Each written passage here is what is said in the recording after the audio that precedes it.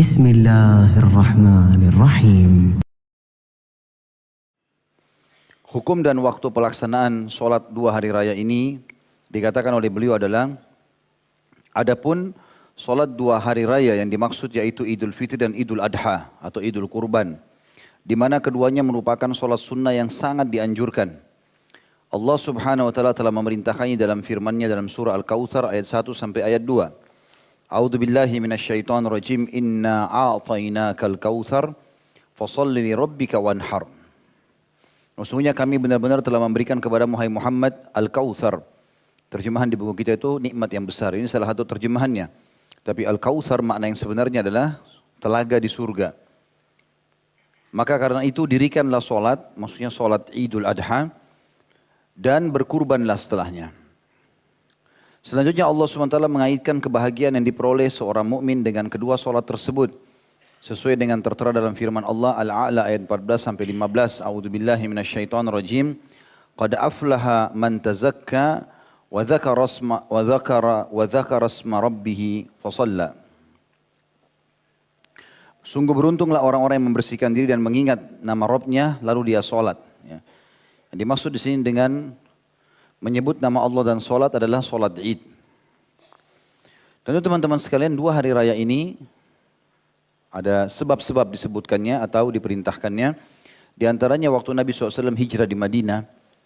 Kemudian orang-orang Ansar atau asli Madinah mengatakan, "Ya Rasulullah, sebelum Anda hijrah kami memiliki beberapa hari raya yang kami sering rayakan hari ini disebutkanlah hari-harinya." Maka Nabi SAW mengatakan Allah telah menggantikan semua itu buat kalian dengan 2 hari raya. Idul Fitri dan Idul Adha. Dan sebagian ulama menambahkan dengan hari raya yang ketiga itu hari Jumat. Sebagaimana sudah kita jelaskan di keutamaan hari Jumat itu sendiri. Dan di 2 hari ini kita dianjurkan umat Islam memang untuk merayakan kegembiraan. Menunjukkan satu sama yang lain kegembiraan tersebut. Kalau Idul Fitri kegembiraan karena kita telah menyelesaikan kewajiban puasa Ramadan selama sebulan. Maka untuk menunjukkan kalau puasa itu ada batasnya, di mana umat Islam terikat selama sebulan, Nabi SAW di Idul Fitri makan dulu baru pergi sholat Id. Untuk membuktikan kepada kaum muslimin kalau sudah saatnya berhenti puasa dan saatnya kita makan. Karena selama sebulan mereka tidak ada yang makan sama sekali di pagi hari kecuali sahur, yaitu pun sebelum subuh. Dan Idul Adha dirayakan dengan makanan, ya, makan daging hewan kurban dan berhubungan biologis. Sebagaimana dalam hadis sahih disebutkan, Nabi SAW mengatakan Idul Adha ini adalah Id memerintah atau menikmati makanan dan juga jima atau berhubungan biologis. Tentu bagi yang sudah punya pasangan, yang bujang nasib, selalu cuma dengar keutamaan Jumat berhubungan biologis, Idul Adha biologis, kasihan betul. Dikatakan kemudian Rasulullah SAW selalu melaksanakannya dan beliau juga menganjurkannya dan memerintahkan supaya melaksanakannya. Dalam pelaksanaannya beliau mengerahkan segenap wanita dan anak-anak kecil. Hal itu dikarenakan bahwa sholat 2 hari raya merupakan salah satu syiar Islam dan pemandangan keimanan serta ketakwaan. Tentu ini khilaf di antara ulama ya. Ada yang masukkan dia kategori sunnah, muakkadah seperti Syekh Abu Bakar rahimahullah. Ada yang mengkategorikan wajib. Ya. Yang mengatakan dalilnya wajib itu karena sholat Idul Adha Idul Fitri ini dihadiri oleh Nabi SAW dan beliau memerintahkan semuanya keluar untuk hadir. Baik itu wanita, anak kecil, orang tua. Ya. Ini semua diajak. Termasuk wanita yang berhalangan pun disuruh hadir. Kalau mereka berhalangan tidak bisa ikut sholat, mereka minimal dengarkan khutbahnya. Karena sholat ini satu rangkaian antara khutbah dengan sholat. Ya. Tentu sholat dulu baru khutbah. Juga dianjurkan agar setiap muslim kalau pergi sholat, Idul Fitri, Idul Adha, mereka pergi dengan jalan yang lain. Pada saat pergi dan pulangnya pun dengan jalan yang lain.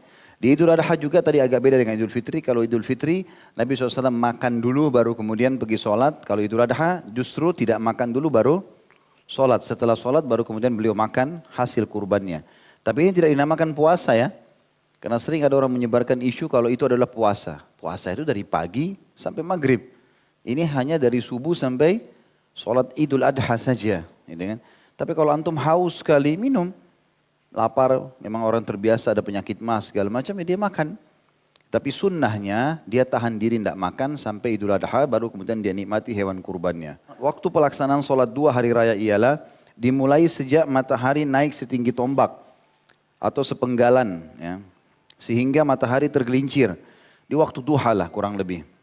Adapun yang lebih utama dalam pelaksanaan sholat hari raya kurban ialah dilaksanakan pada awal waktunya sehingga memungkinkan orang-orang menyembelih binatang kurban mereka. Sedangkan waktu pelaksanaan sholat hari raya Idul Fitri ditangguhkan sedikit dari waktu pelaksanaan sholat hari raya Idul Adha sehingga memungkinkan orang-orang mengeluarkan zakat mereka. Karena Nabi SAW pun melaksanakan demikian. Jadi kalau sholat Idul Fitri dianjurkan menerlambatkan sedikit sholat. Kenapa? Karena sebelum sholat Idul Fitri ada anjuran zakat fitrah. Dan Nabi SAW memerintahkan zakat fitrah dikeluarkan sebelum sholat, batasnya sampai sebelum sholat Idul Fitri. Kalau sudah sholat Idul Fitri maka dia adalah zakat umum, bukan lagi zakat fitrah yang sangat dianjurkan sebelum sholat Idul Fitri. Kalau Idul Adha dianjurkan percepat sholatnya, begitu masuk waktu duha terbit sedikit matahari sudah sholat, agar orang segera mengerjakan kurbannya atau menyembelih hewan kurbannya. Berdasarkan dalil Jundab radhiyallahu anhu berkata, karena Nabi SAW yusalli binal fitra wasyamsu ala qaidi rumhin wal adha ala qaidi ramhin. Nabi SAW biasa sholat hari raya Idul Fitri bersama kami saat matahari telah naik kira-kira 2 tombak. Dan melakukan sholat hari raya kurban saat matahari naik kira-kira 1 tombak. Hadis ini disebutkan oleh Al-Hafidh dalam kitab At-Talkhis. Ya. Dan juga disebutkan oleh Asy-Syaukani dalam kitab An-Nailil Autar. Poin B-nya, etika dan hal-hal yang perlu dilakukan ketika akan mengerjakan sholat 2 hari raya. Yang pertama, sangat disunnahkan mandi. Tapi ini tidak masuk dalam wajib. Kalau Jumat sudah kita jelaskan wajib bagi laki-laki. Memakai wangi-wangian atau minyak wangi dan mengenakan pakaian yang bagus. Berdasarkan keterangan yang dituturkan Anas radhiyallahu anhu, seraya beliau berkata, amarana Rasulullah SAW fil idaini an nalbasa ajwada ma najid. Wa an natatayyaba bi ajwadi ma najid wa an nudahhiya bi asmani ma najid. Rasulullah SAW telah memerintahkan kepada kami pada 2 hari raya supaya kami mengenakan pakaian yang terbagus yang kami miliki, memakai minyak wangi yang terwangi yang kami miliki, serta berkurban dengan binatang yang paling gemuk yang kami miliki. Hadis ini riwayat Al-Hakim dengan sanad baik di jilid 4 halaman 256. Ya. Ini menandakan teman-teman sekalian memang umat Islam dianjurkan agar selalu bersih, rapi, sudah sering kita tekankan itu. Memakai baju baru dalam Islam boleh, ya. Bahkan dianjurkan menggunakan yang terbaik, yang penting tidak mubadzir. Ya, kalau ada orang mungkin setiap hari ganti baju mungkin mubadzir. Tapi kalau dia pakai, pada saat dia pakai, dia dapat baju yang bagus, dia beli lagi, dia ganti lagi, nggak ada masalah. Dan dia boleh bersedekah dengan itu. Di sini dikatakan kami kalau tiba Idul Fitri Idul Adha, kami disuruh menggunakan baju terbaik kami. Jadi memang beli baju baru bagus itu. Ya. Tetapi saran saya beli bajunya sebelum Ramadan. Ya.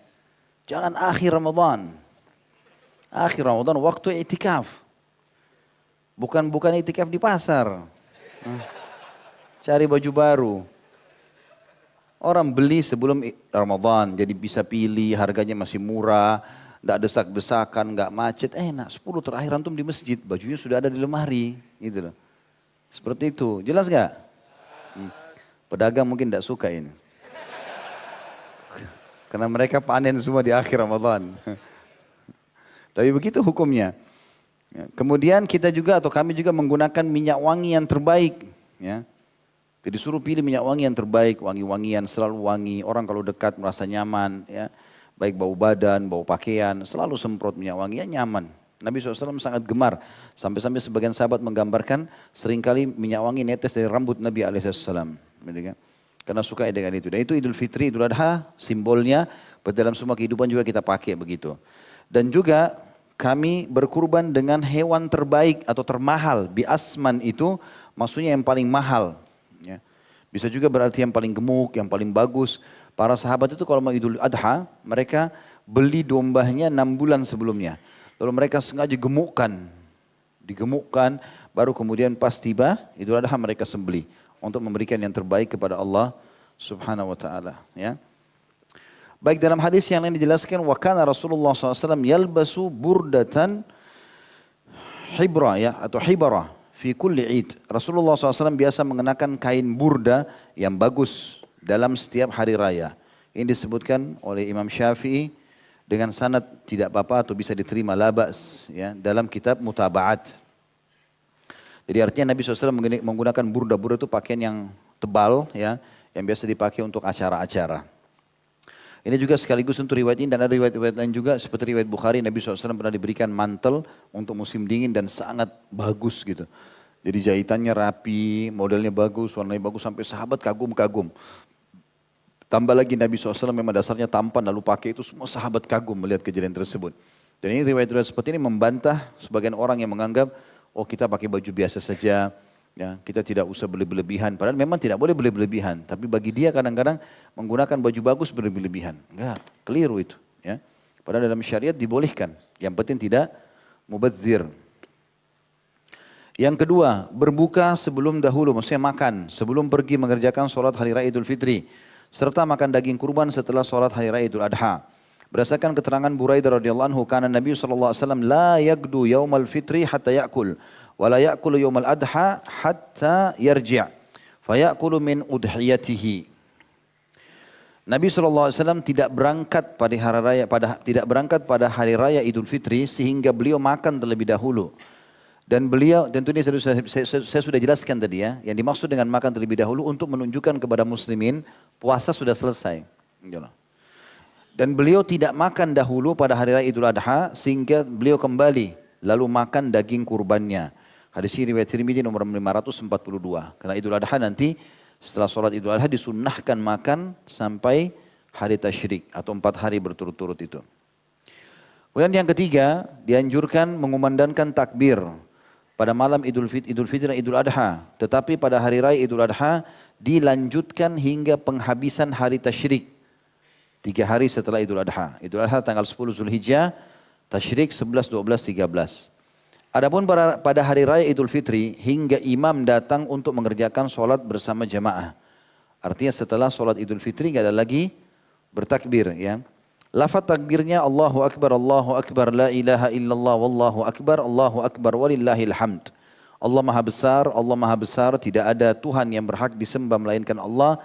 Allah Maha Besar, kepunyaan Allah segala puji.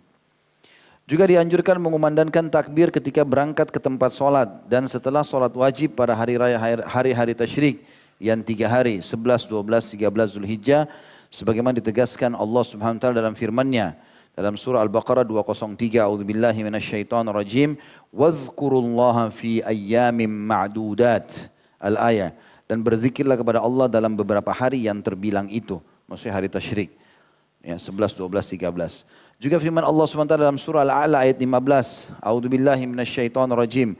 Wa dzakara asma rabbih fasalla. Dan dia mengingat nama Rabbnya lalu dia salat. Juga dalam surah Al-Baqarah 185 berbunyi A'udzubillahi minasyaitonirrajim. Litukabbirullaha ala ma hadakum.